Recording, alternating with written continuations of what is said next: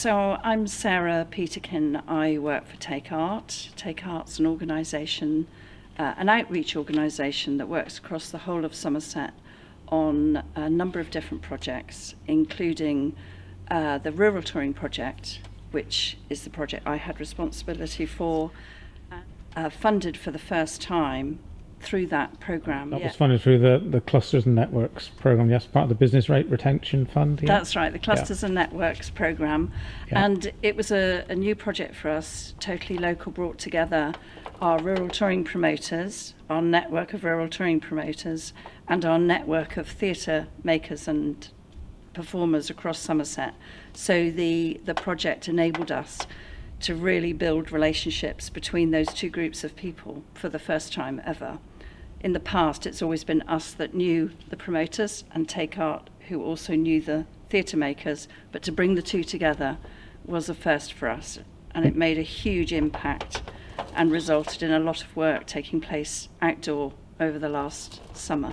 We received the money in November 20. We were in the second or even third wave of lockdown at that time, so using Zoom as a mechanism for us to talk to each other and meet regularly, once a fortnight in some cases, once a month in others, meant that we could have really good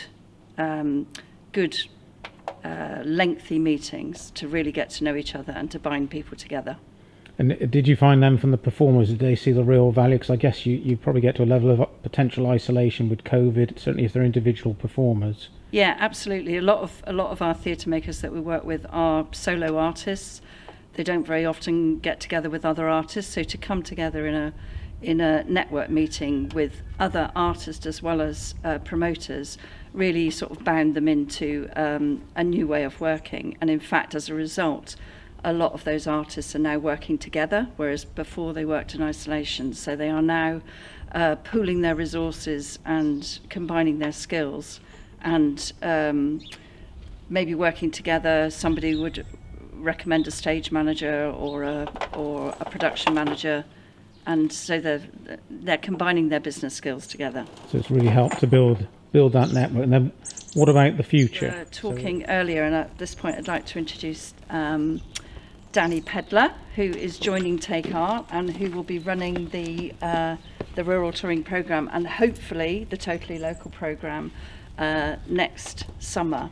And Danny, we were talking, weren't we, about the need for the resourcing of this kind of project to continue.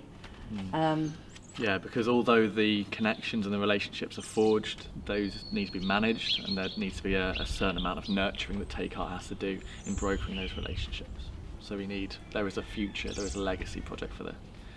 And as you say, and I think as I start to understand, the critical work you're doing is within the rural element of, as we say, and Somerset is a rural county, and that intervention is also very important to the customers, the towns, the villages, and where you perform. Exactly. The audiences for Totally Local tended to come from the very immediate locality. Most of the audiences would have walked to see the performance in their local on their local village green. Totally Local was all about a new programme for us. It was all outdoor work. And so was breaking away from traditional village hall touring. And as I say, most of the audiences would have walked there to the shows. We had shows from Roadwater in the west to Chard in the south to Broome. So we covered the whole county of Somerset, from those outlying areas to right into the middle of Somerset, Hatch Beecham and Church-in-Ford, North Curry, etc. And the shows that have put on village halls have taken a hit over COVID, and so the traffic it brought in a safe environment was really useful for that local economy, building relationships again with your neighbours, etc. Yeah. Good. Thank you very much. Sounds like fantastic. Well done. Thank you. Thank you. Thank you to the County Council for the funding, and let's hope it can continue.